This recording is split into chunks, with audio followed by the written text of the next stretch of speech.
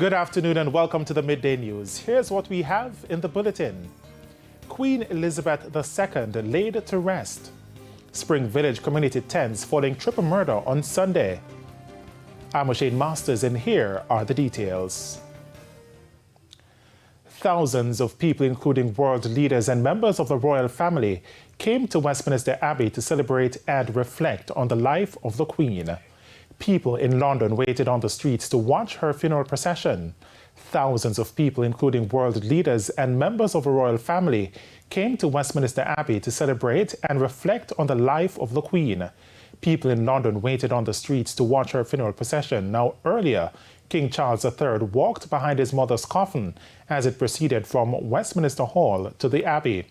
About 2,000 people gathered at the service, including world leaders and royalty. This was the first state funeral since Sir Winston Churchill's in 1965 and was the biggest ceremonial event since World War II. Planning of the order of service for the ceremony was discussed with the Queen over a number of years.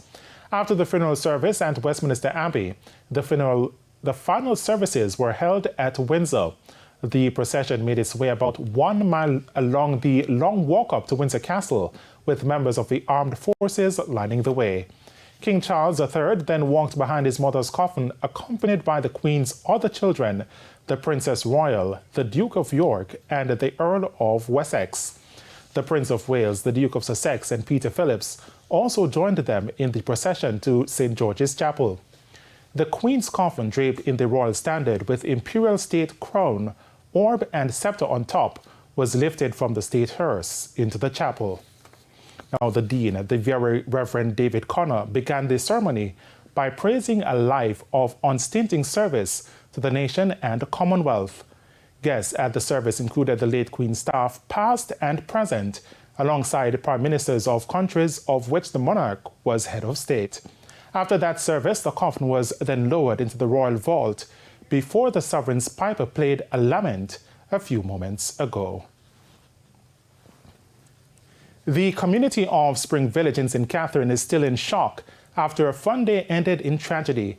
As we hear in this report, 9 persons were shot. Sunday afternoon was supposed to be a day of fun for families in the Spring Village community. Residents gathered at the football field of the Best Dressed Chicken Sports Complex, but it turned into a shooting spree for gunmen. It's reported that 4 men on foot, armed with guns, opened gunfire at patrons. They were challenged by 2 off-duty police officers and a licensed firearm holder. However, panicking children dispersing across the field made it difficult to engage the criminals. The gunmen escaped in a waiting white Toyota Mark X motorcar. It was then discovered that 9 people were shot. An eyewitness recalled the scene as he desperately tried to save his children and their mother. I never know I lose my baby mother yesterday because me see when the baby mother even get shot in her neck back and lie down on the ground, but I have to take off my guns and wrap around her neck. But in the same time she cried for her kids them. So at the same time I tie her neck and put her up on her face and I run up and down for to get the kids them. While the whole ball field coming like my handsness. The injured were rushed to hospital where 3 succumbed to their injuries. The others are being treated. Executive Director at the Spring Village Development Foundation, Randy Finnegan, described the community's mood since the shooting. Shock, disbelief. Persons are mourning the loss of life, but are shocked because it could have been them. They were close by. They had to run for their lives. It's just total disbelief that something like that could have happened right in the community, right next to some of them that were at the playfield. Monday morning, the police met with some of the residents and have been patrolling the area. According to Mr. Finnegan, the community was well-knit and so they will need support. Human, technical, and other resources to re-engage the community, and certainly after this trauma, we're looking for also providing support directly to the family. There is CJ, the 14-year-old son of Tamara. I mean, he just took a chair and sat there over his mother. Codian Barrett, TVJ News. The news now on the political scene. Supporters of the People's National Party PNP have been reacting to the findings of a recent RGR Galena Don Anderson poll. At the PNP's annual conference on Sunday, some party supporters expressed that the poll may be flawed. Sandy Williams reports. The findings of a recent RGR Don Anderson poll indicates that the People's National Party is less favorable among Jamaicans than the Jamaica Labour Party. However, some supporters at the recent PNP's annual conference believe the poll is flawed. You have to remember, that the methodology known to the People's National Party for victory is canvass. And canvass means that workers go to each and every voter. The true capture of what is happening at the moment is a canvas. A poll may be done in a particular area. It may be done in a particular constituency. Of all the polls being done, I've never seen somebody come to Christiana where I reside or where I do business to come and ask me what is happening. So the fact is, the poll captures the opinions of a set of persons at a particular time. Gary Rowe from Northeast Manchester says the poll does not determine who will be victorious in the next general election. We as workers and warriors of the party on the ground need to go now and do the work. We need to organize as Norman Manley had said when he started. Get back together, go back, be a part of the PTA, be a part of the police youth club and start our groups and start to touch base back again with the persons on the ground. That is the dynamic. If we don't do that, no matter the social media, how popular you are, if we don't do the work on the ground, press flesh, as they say, and touch the people, meet with the people, hear what they must say, and respond to their needs, then we're not going to win. Poll or no poll. 1,113 registered voters were interviewed from all parishes between July 16 and 26. 31% of those interviewed say they would vote for the governing JLP and 18% for the opposition PNP. 34% of the respondents said they would not vote, while 17% are not sure. In the meantime, some PNP supporters were quick to blast the JLP-led administration. When you come pan scandal, let me the worst thing, $40 billion worth of scandal. You have education minister.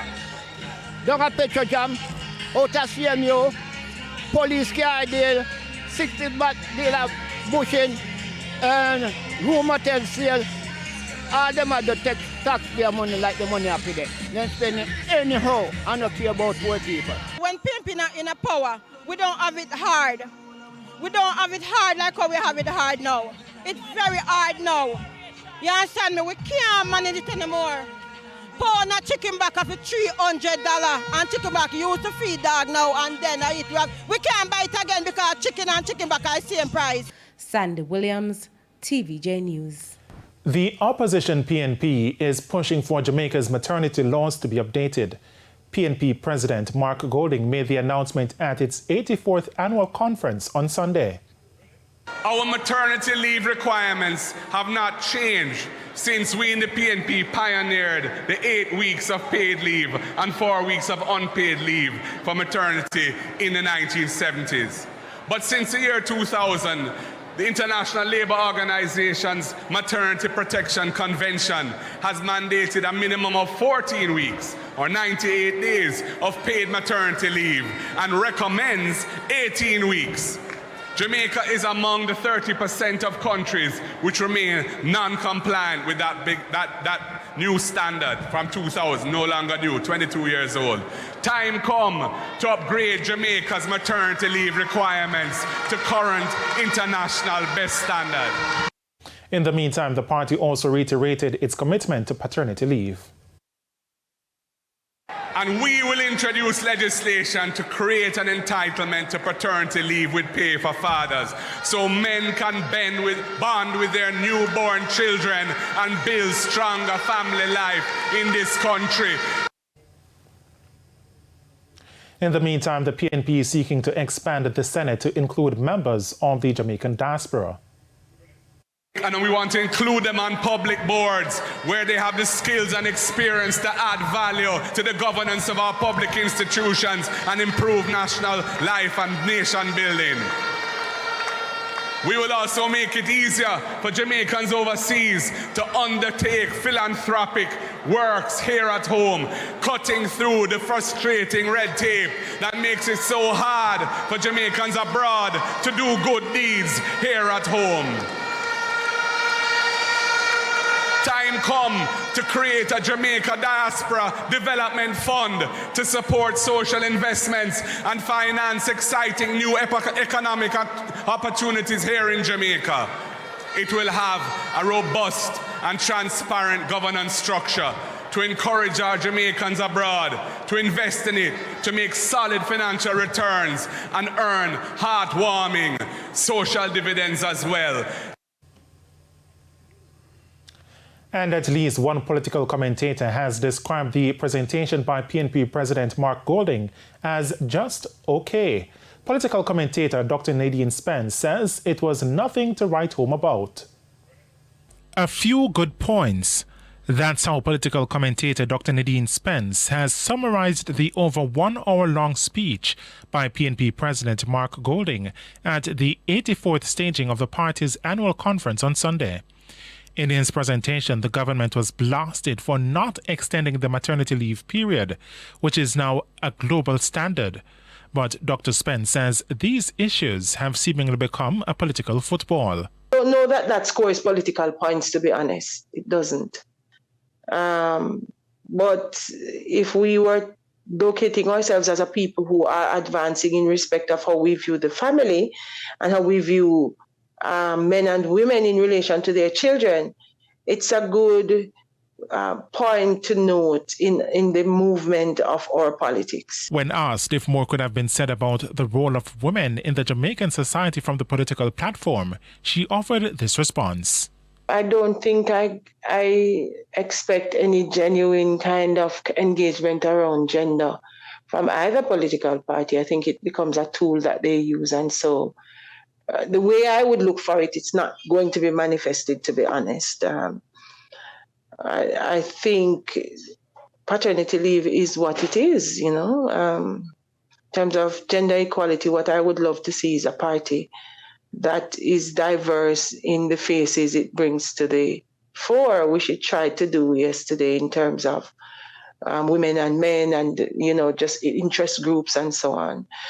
But you know, gender equality, it's going to take a lot more than a political speech to convince me that any of the two political parties are serious about gender equality. And it's now time for a peek in the world of business. Here's Cody and Barrett. $100 million has been set aside for an e-commerce fund to assist small and medium-sized enterprises, SMEs, in expanding their businesses online. The Exim e-commerce funder, managed by the Jamaica Export-Import Exim Bank in partnership with the Jamaica Manufacturers and Exporters Association, is to finance up to 80% of the associated cost. Selected SMEs incur in the process of trading through an e-commerce platform. The facility offers up to $5 million per entity at a rate of 5% per annum. It is a medium-term, non-revolving secured loan with up to 3 months moratorium on the principal repayments. Oil fell more than 2% on Monday. This was pressured by expectations of weaker global demand and by US dollar strength ahead of possible large increases to interest rates. Brent crude for November delivery fell $2.24 to $89.11 a barrel. US West Texas Intermediate WTI for October dropped $2.32 to $82.79. That's it for the Business Minute. I'm Cody and Barrett. And it's now time for regional and international stories. Here's Sandra Williams. In the the region, the center of Hurricane Fiona is forecast to pass near or to the east of the Turks and Caicos on Tuesday as the Category 1 storm moves over the eastern portion of the Dominican Republic Monday morning and emerge over the southwestern Atlantic this afternoon. The Miami-based National Hurricane Center says the hurricane is about 15 miles west-southwest of Punta Cana in the Dominican Republic with maximum sustained winds of 90 miles per hour. A hurricane warning has gone into effect for the Dominican Republic and the Turks and Caicos Islands, while a tropical storm warning has been issued for Puerto Rico and southeastern Bahamas. On the international scene, a frozen meal by Healthy Choice was recalled on Monday. A Texas-based frozen food storage and repackaging facility called Valley International Cold Storage Acquisition said the labels don't have a warning that the meals contain milk. Luckily, there haven't been reports of anyone getting sick, but details on the recall can be found on the U.S. Department of Agriculture website. This is a particularly important warning for anyone allergic to milk or lactose intolerant. And those were the top regional and international stories. I'm Sandy Williams. And that's the Midday News. I'm Shane Masters. Join us at 7 for Prime Time News. On behalf of the news, sports and production teams, have a good afternoon.